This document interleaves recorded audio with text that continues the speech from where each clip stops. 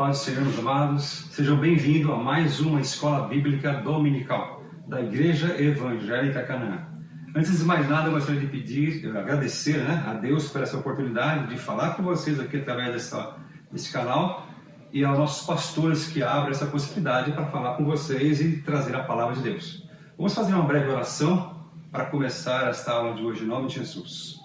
Pai, nós te damos graças, Senhor, por esta oportunidade de estar entrando na casa dos nossos amados irmãos e servos teus, papai, para que o Senhor venha fazer uso da palavra, Senhor, que teu Espírito Santo tenha total liberdade de falar conosco. Usa a nossa vida, Pai, para a glória e para a honra do teu santo nome, e que tu possas falar, papai, de acordo com a tua vontade, de acordo com a tua palavra no coração da tua igreja, em nome de Jesus. Amém. Amados, hoje nós vamos continuar falando sobre o verdadeiro pentecostalismo. Hoje é a 13ª lição, é a última lição dessa revista. O tema é Voltando os Olhos para a Bendita Esperança. E o textual da lição está em Tito, capítulo 2, versículo 13, que está escrito: aguardando a bem-aventurada esperança e o aparecimento da glória do grande Deus e do nosso Senhor Jesus Cristo. Então, aguardando estamos, maravilhosa esperança que é a volta de Jesus Cristo.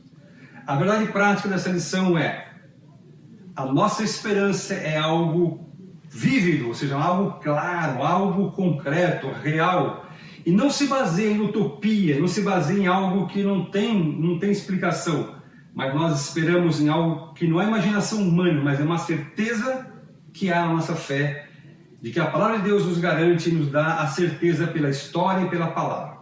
Amém? O textuário da lição está no livro de Atos, capítulo 1, nos Atos dos Apóstolos, capítulo 1, versículo de 6 a 11. Leremos juntos aí. Abra a tua Bíblia em Atos, no capítulo 1, versos 6 a 11. Começando no versículo 6. Aqueles, pois, que se haviam reunido, perguntaram-lhe, dizendo: Senhor, restaurarás tu neste tempo o reino de Israel? E disse-lhes: não vos pertence saber os tempos ou as estações que o Pai estabeleceu pelo seu próprio poder, mas recebereis virtude do Espírito Santo, que há de vir sobre todos vós, e ser-me-eis testemunhas tanto em Jerusalém, quanto na Judeia e Samaria e até os confins da terra. E quando dizia isto, vendo eles, foi elevado às alturas, e uma nuvem o recebeu, e ocultando-o aos seus olhos. Estando com os olhos fitos no céu, enquanto ele subia, eis que junto deles se puseram 2 varões, vestidos de branco, 2 anjos, os quais lhe disseram: varões galileus, por que estáis olhando para o céu? Este Jesus, que dentre vós foi recebido no céu, há de vir, assim como para o céu viste subir. Que maravilhoso, né, queridos? Imagina que eles estavam ali naquele momento. Jesus foi elevado aos céus, e uma nuvem o recebeu lá e ocultou a sua vista. E os anjos do lado deles. Assim como vocês viram Jesus subir ao céu, assim ele virá também através de uma nuvem. É interessante perceber que quando Jesus voltar, vai ser numa nuvem mesmo que ele vai aparecer e todos os olhos o verão, né? Não vamos entrar nesse detalhe depois. O objetivo dessa lição de hoje é voltar os nossos olhos para a bendita, para a doce, para a maravilhosa, para a gloriosa esperança, né? Que é a volta do nosso Senhor Jesus Cristo. Objetivos específicos que tentaremos trazer nessa lição de hoje é afirmar que em breve Jesus voltará. Em breve Jesus está voltando para buscar a sua igreja. Segundo tópico é destacar que há necessidade de estarmos vigiando. Se ele voltar, está para voltar, nós temos que vigiar. E terceiro e último é estimular a vivermos com fidelidade, ou seja, com a esperança, aguardando a doce esperança. Bom, pequeno parênteses aqui. A nossa esperança em Cristo, amados, não é um fator secundário, mas é prioritário, primário, essencial. se nós não aguardássemos a vinda de Jesus, nós estaremos aqui simplesmente perdendo tempo como religiosos, simplesmente. Mas como nós cremos que Jesus voltará, isso não é negociável, é nossa crença. Nós afirmamos com certeza que Jesus voltará. Temos a convicção que Jesus voltará, porque a tua palavra diz que ele voltaria e ele voltará.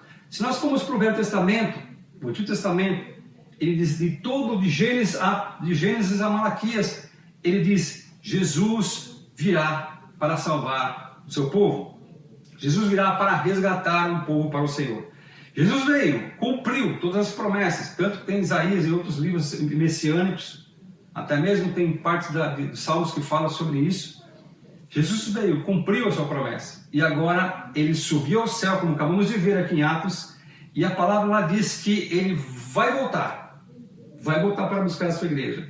Então essa é uma esperança que nós temos, este é um regozijo, esta é uma grande expectativa que nós temos, e uma grande certeza de aguardarmos o Senhor. E qual é a tua esperança, meu querido? Qual é a tua espera? O que você espera? Será que você espera nesse mundo? Será que você espera no teu conhecimento? Será que você espera na tua riqueza? Será que você espera nos homens? No governo?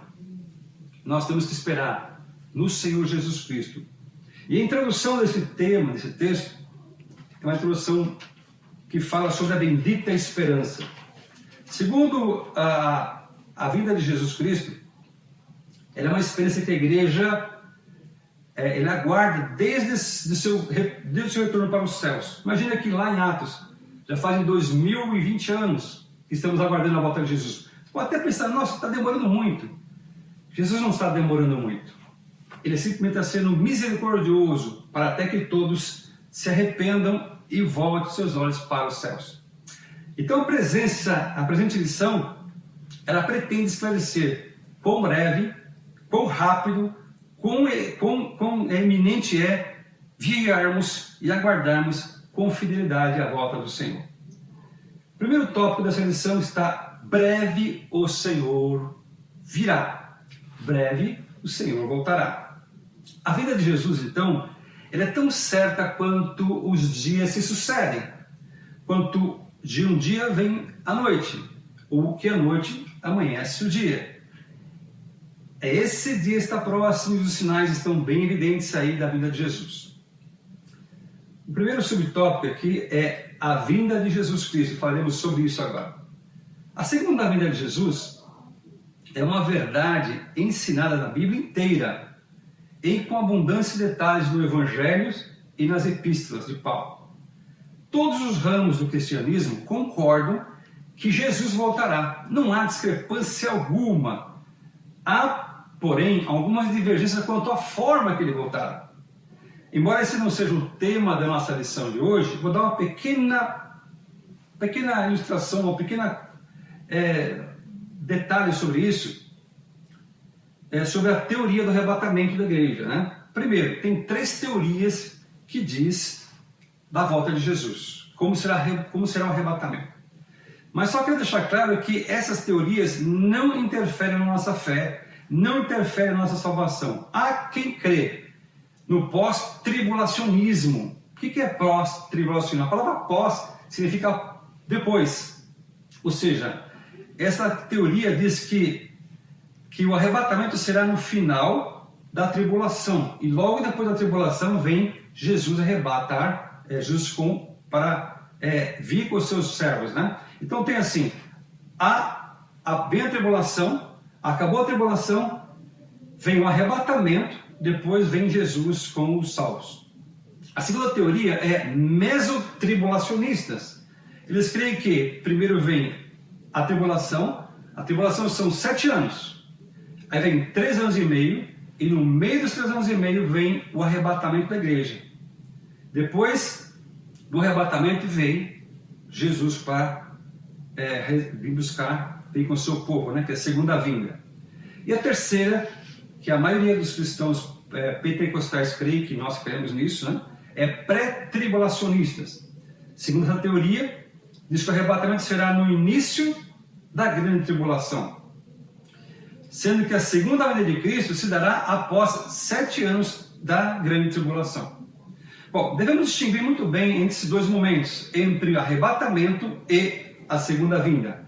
Arrebatamento é aquele momento que nós estaremos aqui esperando o Senhor e de um piscar de olhos, antes que nós sejamos arrebatados, os mortos serão ressuscitados e serão arrebatados.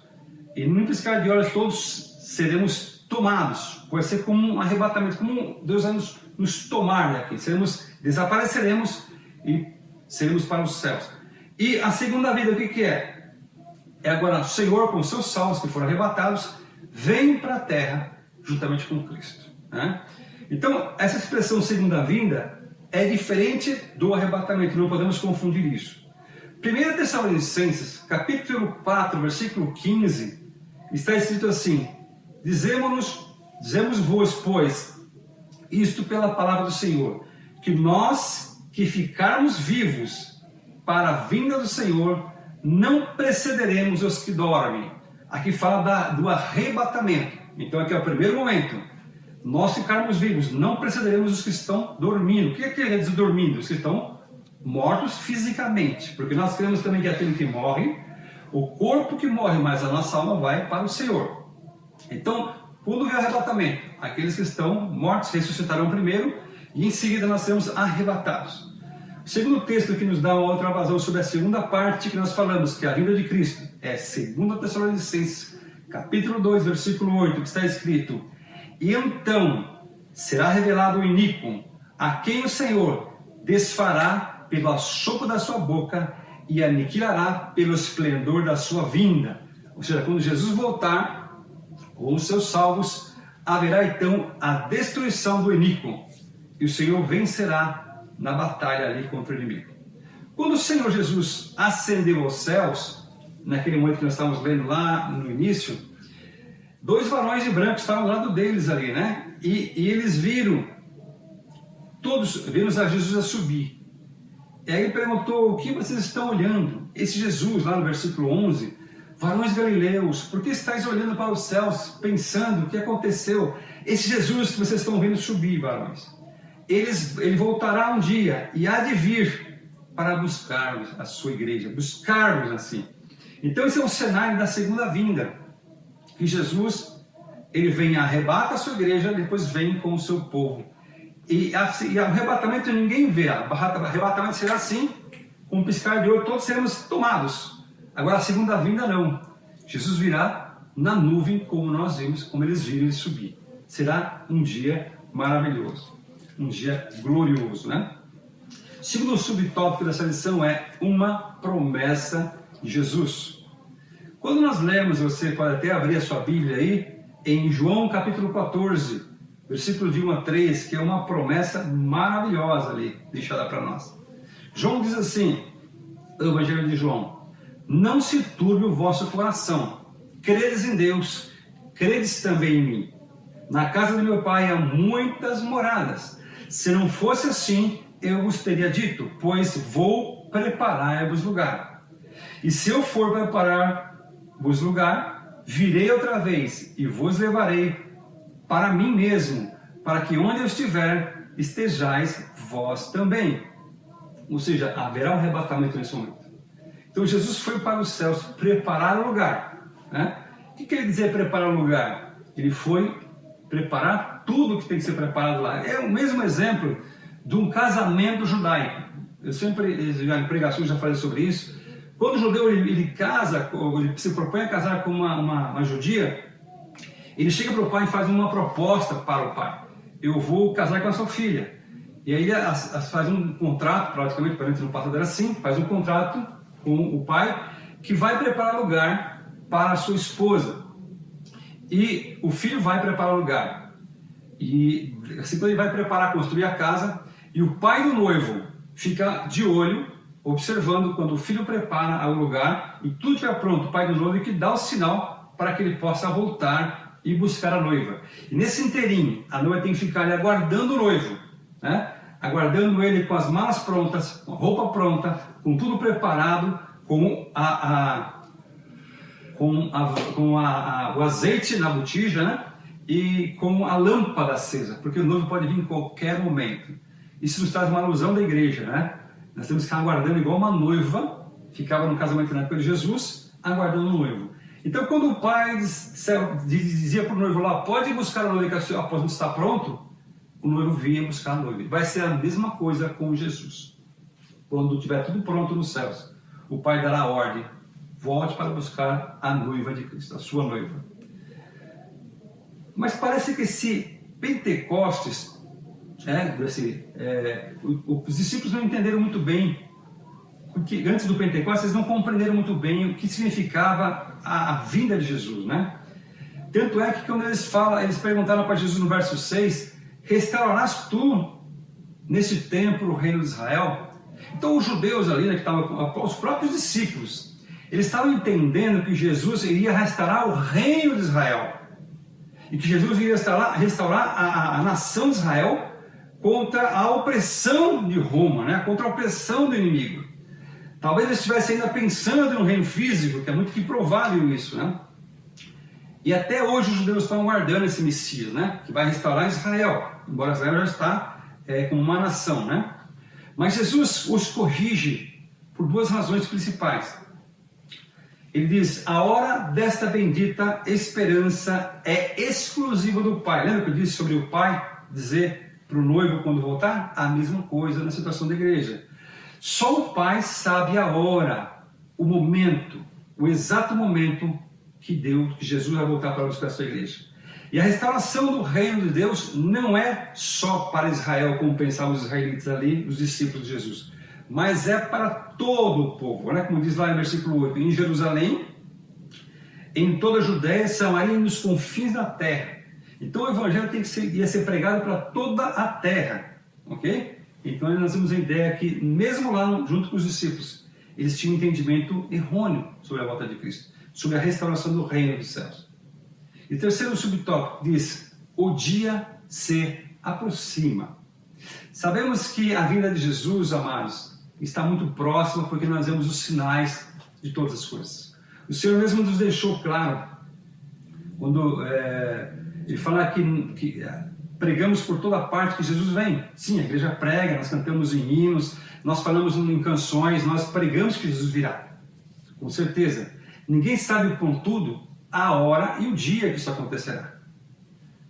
A principal razão disso, dos sinais, foi a infusão, ou seja, foi o batismo com o Espírito Santo que aconteceu ali já no passado, lá em Pentecostes, lá junto com os discípulos, e também na rua Azusa.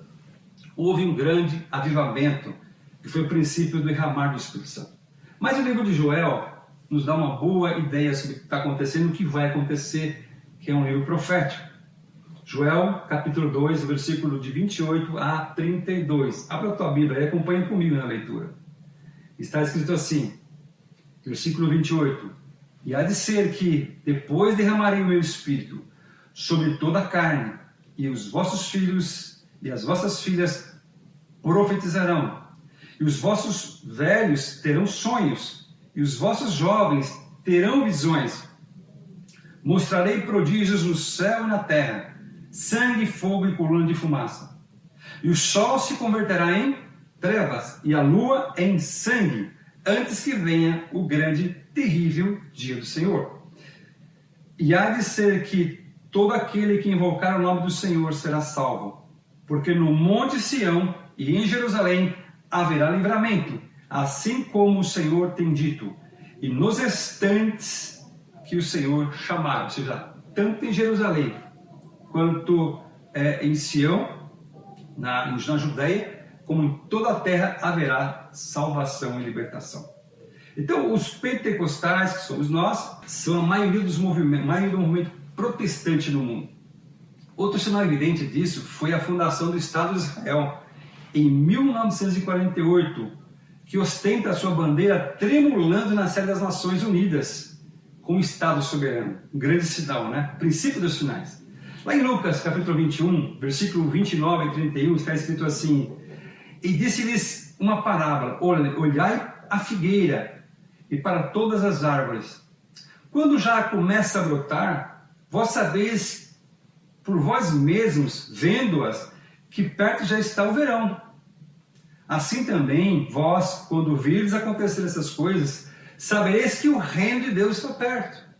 Que coisas são essas que Jesus estava falando aqui em Lucas capítulo 21? Lá no versículo 7, botando um pouquinho mais, vi lá no versículo 7, os discípulos perguntaram para Jesus, quais são esses sinais, Jesus? E aí no versículo 8, Jesus diz, virão muitos em meu nome, muitos. No versículo 9 diz assim, quando ouvirdes de guerras, de rebeliões, né? E no versículo 10 diz, levantarão-se nações contra nações e reino contra reinos. E no 11 diz assim, haverá vários lugares, em vários lugares, grandes terremotos, fomes e pestilências. Haverá também coisas espantosas e grandes sinais dos céus. Já percebemos, meus queridos, que nós já vimos guerras, já vimos terremotos, já vimos pestilência. Aliás, estamos passando no meio de uma pestilência, né? Nunca antes aconteceu uma pestilência tão abrangente quanto está acontecendo agora. Isso é um sinal de Deus, sim ou não? Eu creio que sim. E haverá agora coisas espantosas e grandes sinais nos céus. Então não se apavorem quando começar a surgir grandes sinais nos céus e grandes sinais no espaço, que essa é a comprovação da continuidade dos sinais que estão chegando. Amém? Sintetizando esse tópico primeiro. A vinda de Cristo, então, querido, é tão certa quanto as estações do ano. Primavera, outono, verão e inverno.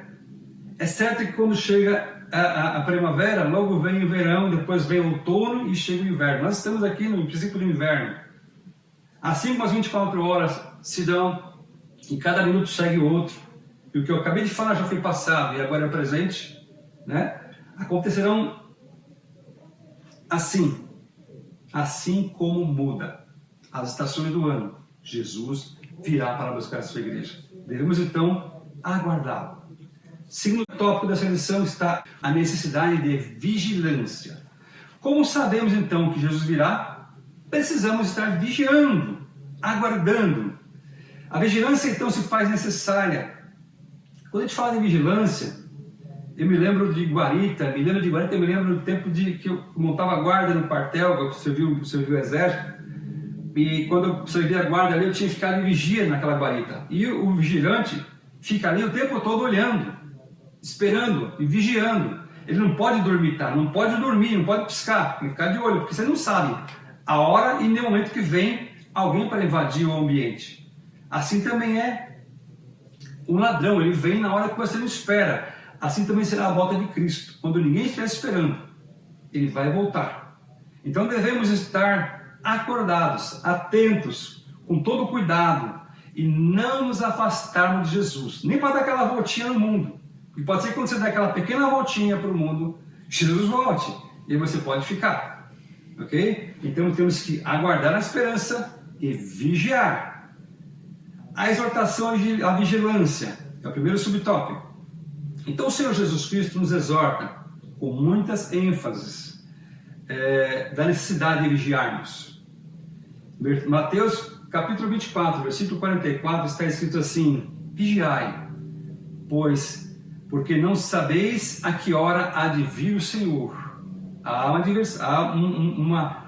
uma ênfase aqui dizendo vigiai, você já está aguardando o tempo todo. A razão disso é porque ninguém sabe quando vai acontecer a vinda. Ninguém sabe. Existe uma parábola de Mateus, capítulo 25, que fala sobre a parábola das 10 virgens. Uma parábola muito pertinente com relação à vigilância. Existem 10 virgens. Veja bem claro, são 10 virgens. Ou seja, 5 tolas e 5 prudentes. A gente consegue imaginar que as 10 estavam preparadas, ou seja, os 10 estavam ali aguardando o noivo. Só que 5 estavam aguardando com azeite na botija, porque ela tinha que estar com a lâmpada. Lembra que eu falei do casamento? Ali no casamento israelita, as noivas aguardavam o noivo chegar com a lâmpada acesa, porque elas não sabiam que hora que o noivo chegaria durante a noite ou durante o dia. Então elas tinham que aguardar o noivo chegar. E para aguardar, ela tinha que ter uma botija de óleo para poder sustentar a lâmpada. Só que 5 delas tinham botija e 5 delas estavam com a botija vazia. E a alusão dessa parábola, que o noivo demorou para chegar. E todas as 10 dormitaram, ou seja, não ficaram vigilantes. Só que sim, foram prudentes para manter o óleo na botija, para poder aguardar. O que aconteceu? No decorrer da noite, quando a lâmpada começou a apagar aquelas cinco imprudentes, elas pediram óleo para aquelas noivas prudentes. Me dá, aquelas moças que estavam aguardando, 5 virgens, me dá um pouco do seu óleo, porque está demorando, tardando, e nossa lâmpada está apagando. E as outras 5 falaram, nós não podemos dar, porque se nós dermos a óleo da nossa lâmpada, vai com certeza acabar para as 10. Então vai lá na venda, vai lá onde vende e compra o óleo para vocês. E no que elas foram buscar o óleo. Antes de voltarem, o noivo chegou. E aquelas que estavam aguardando, com prudência, com o óleo preparado na botija, entraram para o casamento das bodas do casamento. É uma alusão à volta de Cristo. É uma alusão à boda do Cordeiro. As 10 estavam preparadas, mas 5 eram prudentes. 5 estavam com a vigilância total. 5 estavam guardando o óleo, ou seja, 5 estavam ali buscando o Espírito Santo. 5 estavam ali preenchendo, orando, estudando e buscando. Mas 5 estavam vivendo de qualquer jeito, embora estando ali na igreja, estando ali buscando o Senhor. Aquelas outras 5 estavam me levando, achando, não vai acontecer nada, ele vai voltar e não tem problema nenhum. E voltou, e as 5 ficaram. Quando elas bateram na porta, deixe-me entrar. E o noivo olhou para ela assim, eu não vos conheço. E não deixou aquelas 5 entrar. Assim também será, de acordo com essa palavra de Mateus capítulo 25, a volta de Cristo. 50% vão estar ali, preparados, 50% vão estar despreparados. Ou seja, muito que provável, muita gente vai ficar porque está despreparado. Ainda que estejam todos na igreja, estão brincando de aguardar o Senhor. Temos que vigiar, porque Jesus está para voltar. Mantenha o seu óleo na botija, aguarde como uma noiva prudente, uma pessoa sábia. Amém? Em nome de Jesus. Essa era também uma preocupação dos ensinos dos apóstolos. Veja que o apóstolo Pedro escreveu lá em 2 Pedro, capítulo 3, versículo de 8 a 10. Aqui Pedro fala sobre Cronos e Kairos. Quando a gente fala de Cronos é o nosso tempo cronológico, do relógio do homem. A gente fala de Kairos é o tempo de Deus, é o tempo do nosso Senhor. Bom, no versículo 8 está escrito assim, mas, amados, não ignoreis uma coisa, que um dia para o Senhor é como 1000 anos, e 1000 anos é como um dia. O Senhor não retarda a sua promessa, ainda que alguns tenham por tardia, mas é longânimo para convosco, não querendo que alguns se percam, senão todos venham a arrepender-se. Presta atenção, o que Pedro está falando aqui nesse texto. Veja só, o Senhor está demorando porque está sendo longânimo. Olha o verso 10, mas o dia do Senhor virá como um ladrão, de noite, no qual os céus passarão com um grande estrondo, e os elementos arderão, e se desfarão, e a terra e as obras que nela há se queimarão. Olha que interessante, Pedro alertando a igreja. Então Pedro está dizendo que o tempo do homem, o cronos do homem, não é o tempo de Deus. Nós temos o mesmo tempo. O ensino então de Jesus, nas diversas parábolas que ele trouxe, que traz na Bíblia, nos versos de ensinos escatológicos, de Mateus, Marcos, Lucas, ele dá ênfase à necessidade do crente estar atento o tempo todo. Jesus sempre pregava através de parábolas. E Jesus sempre usava o cotidiano da parábola, da vivência das pessoas, para poder entender, explicar que Jesus voltaria para buscar a sua igreja, mas teríamos que estar preparados e aguardando a sua volta. E o segundo subtópico dessa lição é os alarmes falsos. Muitos alarmes falsos. O que é alarme falso?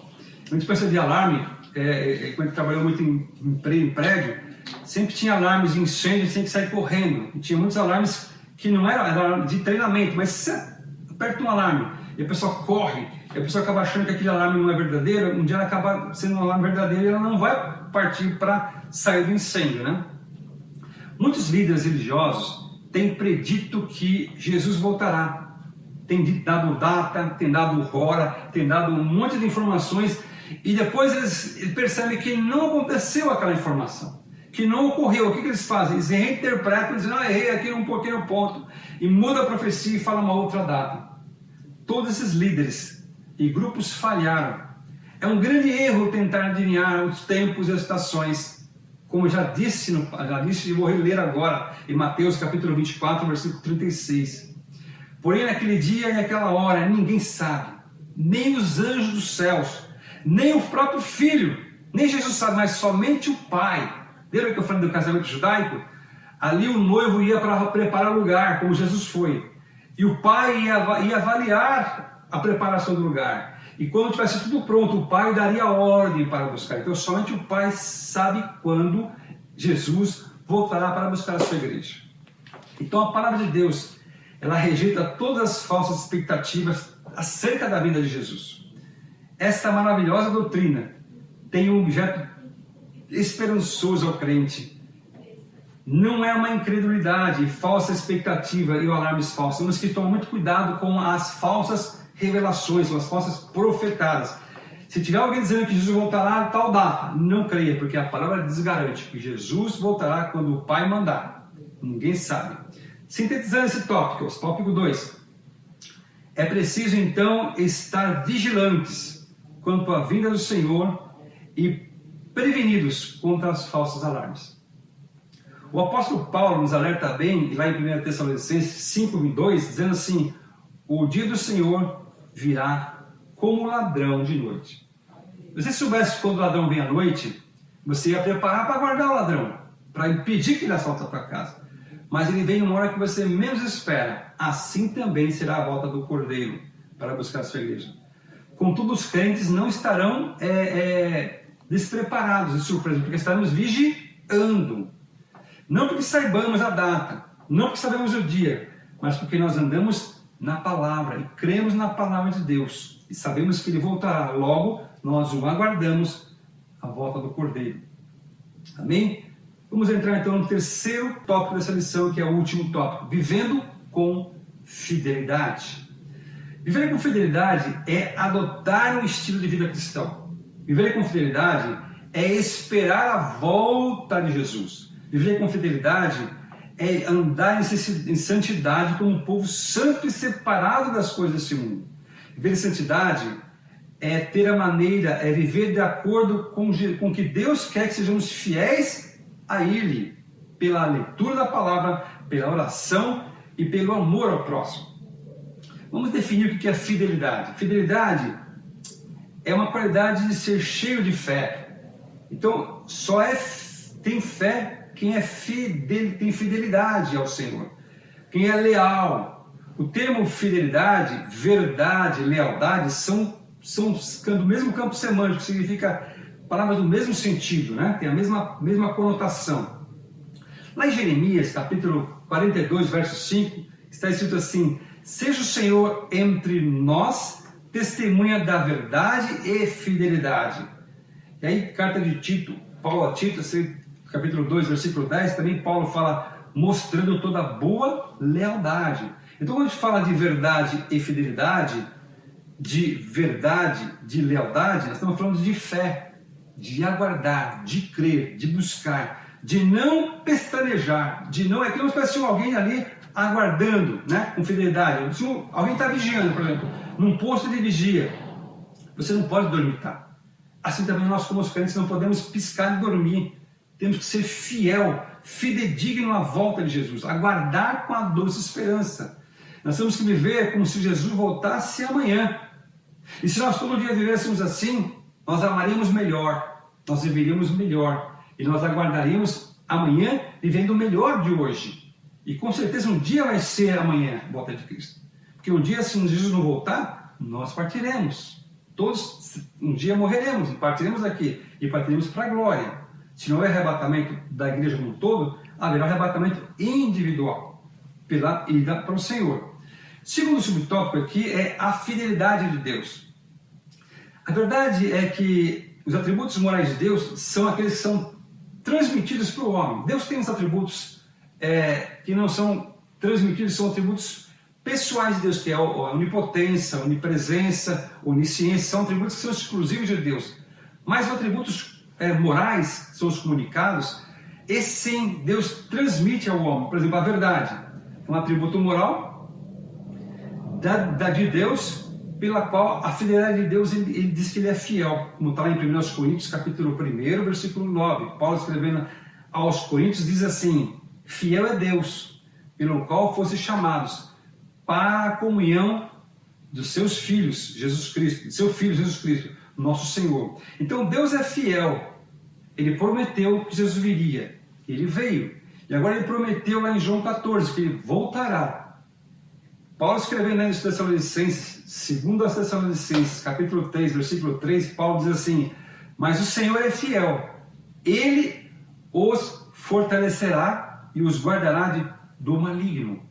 Então o Senhor vai nos fortalecer, vai nos capacitar para ficarmos aguardando uma fidelidade e nos protegerá do maligno. 2 Timóteo, ainda Paulo escrevendo, capítulo 2, versículo 13: se formos infiéis, ele permanece fiel, não pode negar a si mesmo.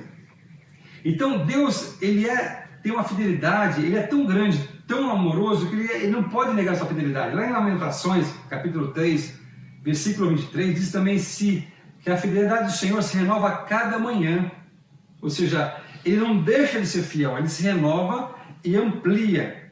Isso expressa a absoluta confiança, cuja ideia é firmeza, como está lá em Salmos capítulo 36, versículo 5. Salmo de Davi: a tua misericórdia, Senhor, está nos céus, e a tua fidelidade, Senhor, chega até as mais excelsas nuvens. Ou seja, a fidelidade do Senhor, ela estende e se renova toda manhã, estende-se aos mais altos lugares das nuvens. Ou seja, Deus não tem sombra nem variação de dúvida, porque ele é fiel. Assim como ele cumpriu a promessa que enviaria um Salvador lá no Antigo Testamento, de igual modo, de semelhança e modo, de igual maneira, acerca da segunda vinda de Jesus, nós podemos confiar, nós podemos esperar nessa incontestável certeza de que Jesus voltará para buscar a sua igreja, para buscar aquele que o aguardar. E terceiro subtópico desta lição: a fidelidade como uma virtude cristã. Os atributos morais de Deus, que é aquele que Deus passa para os seus servos, são os que são vistos na criatura de Deus, né? Ou seja, em nós. Então a fidelidade é uma virtude cristã, proveniente do Espírito na vida do crente, na vida do crente. Gálatas capítulo 5, versículo 22, está escrito assim: mas o fruto do Espírito é amor, gozo, paz, longanimidade, benignidade, bondade, fé, mansidão e temperança. Veja bem, a fé faz parte do fruto do Espírito, que é concedido ao cristão que busca o Senhor e que desenvolve esse fruto pela comunhão com o Pai. E a fé que nós temos pela comunhão, por ler a palavra, por estudar a palavra, por meditar na palavra, por estarmos aqui estudando essa revista, eu tenho certeza que a fé vai aumentar a esperança, a doce esperança em nossos corações. Essa certeza, essa verdade, ela é ensinada em toda a Bíblia, desde os históricos, os proféticos, nas parábolas, nas ilustrações, em toda a Bíblia. Mateus capítulo 25, verso 21 diz assim: e o Senhor lhe disse bem está, servo bom e fiel. Sobre o pouco foste fiel, sobre o muito te colocarei. Entra para o gozo do Senhor. Sempre que eu leio essa passagem, eu sempre vejo a imagem de Jesus na porta da entrada da glória do reino. E aqueles que chegaram perante ele vão ser verificados se foi fiel ou não. Se foi fiel à promessa, se aguardou ou se partiu para o mundo, né?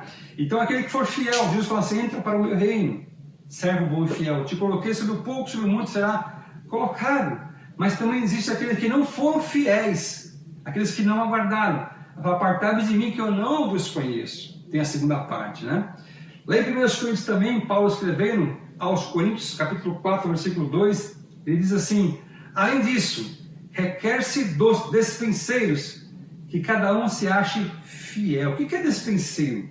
Quando a gente fala de despenseiro, nós somos mordomos, né? Deus criou os céus e a terra, e criou o planeta Terra, e colocou o homem no jardim do Éden, e falou para Adão, falou para sua esposa: cuidai de toda a natureza, mordomai, ou seja, administre tudo isso aqui. Não domine com força, mas cuide, administre, gerencie, mantenha ali preparado.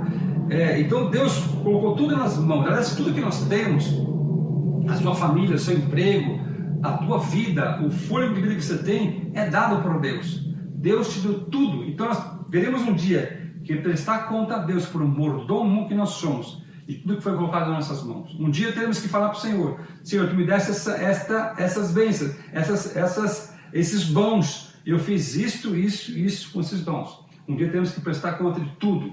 Os nossos filhos que cuidamos, com nossa esposa, com o esposo, com a família, com o emprego, com o trabalho, com os dons que você tem espirituais e com os dons materiais, com tudo que você tem nas mãos. Aliás, nada é nosso, tudo vem de Deus e tudo volta para Deus. Então essa é uma verdade ensinada em toda a Bíblia, como eu tinha dito. Os tempos e estações, que é o último subtópico desse último parágrafo, desse tópico 3, né? Tempos e estações. Jesus respondeu ali para os seus discípulos, aplicando um horizonte do reino dele, né? Não vos pertence saber os tempos e as estações, no versículo 7 lá de Atos, capítulo 1. Não nos pertence saber os tempos e as estações. Quando a gente fala de tempos aqui, no grego, é cronos, refere-se ao longo período da espera que a vida de ter entre o espaço onde foi pregar o Evangelho, quando Jesus subiu, e o Evangelho seria pregado, e a descida de Jesus para buscar o seu povo. Esse é o tempo, cronos. As estações refere-se à palavra kairos, que significa ocasião, que se refere a eventos críticos que devem ser acompanhados acompanhar o estabelecimento do reino, ou seja, a volta de Jesus. Tempos e estações, então, são prerrogativas de Deus. Deus sabe qual é a estação certa que Jesus virá. E sintetizando esse tópico 3, a fidelidade é um atributo moral de Deus que se espera achar no crente. Nós precisamos ser fiéis, como Ele fiel é, aguardar, vigiando, esperando. Precisamos então refletir a conduta de Deus em nós. Precisamos ser o espelho da luz de Cristo em nós. Será que temos sido fiel em tudo? Será que temos sido bons administradores de tudo que Deus colocou em nossas mãos? Será que todo o conhecimento que eu tenho, que não é nosso, é meu, não sou eu que desenvolvi, Deus me deu a capacidade? Será que a sabedoria que você tem administrado bem? Os dons do teu trabalho, a tua empresa, o teu emprego, você tem administrado corretamente e tem dado glória a Deus e tem glorificado a Deus por isso? Será que você tem sido um bom mordomo? Um bom administrador? Será? Pense nisso. E em Apocalipse capítulo 2, versículo 10, está escrito assim que os fiéis, ou seja, que aguardar até o fim, receberá a vitória. Quem permanecer até o fim, receberá a coroa da vida, a vitória. E para concluir esse tema, viver com fidelidade é ser fiel e leal durante toda a vida. Não é só um dia, é todos os dias. Paulo escrevendo, de novo Paulo, 2 Timóteo, capítulo 4, versículos 7 e 8. Paulo diz assim: combati um bom combate, acabei a carreira e guardei a fé. Desde agora, a coroa da justiça me está preparada, está aguardada, a qual o Senhor, justo juiz, me dará naquele dia, e não somente a mim, mas também a todos os que amarem a sua vida, ou seja, todos que aguardarem a sua vida. Então, se nós combatemos um bom combate, como Paulo disse que combateu, é não deixar a carne vencer a parte espiritual, ou seja, vencer o desejo da carne, vencer o mal, é ser fiel a Deus, nos dízimos, na oferta, na vida, naquilo que você tem nas mãos, fiel à palavra, na oração, buscando fielmente. Então a fidelidade ao Senhor Jesus é uma condição para herdar o reino dos céus. O Senhor Jesus falou reiteradas vezes sobre a sua vinda. Ao ascender aos céus, 2 anjos reafirmaram essa promessa. Esse Jesus que dentre vós foi recebido nos céus, há de vir, assim como nos céus vocês viram subir. E Jesus voltará para buscar a sua igreja, assim quando acontecia lá nos casamentos judaicos. Jesus está preparando o lugar, e assim que o Pai vê que está tudo pronto, o Pai dará ordem para que Jesus volte para buscar a sua igreja. Espero que essa lição tenha falado ao teu coração, que você tenha guardado cada palavra que eu tenha dito aqui, na doce esperança de Jesus voltar. Espero que o Espírito Santo fale mais e melhore o teu coração. E peço que o Espírito Santo visite a tua casa, o teu coração, para que você fique fiel, aguardando a doce esperança. Não dormite, não deixe de vigiar, aguarde, seja fiel no pouco e no muito, aguarde o Senhor. E o Senhor te abençoe, e o Senhor te guarde, e o Senhor prospere todos os seus caminhos e te guarde de todo o mal, em nome de Jesus. Até a próxima lição, em nome de Jesus. Deus te abençoe.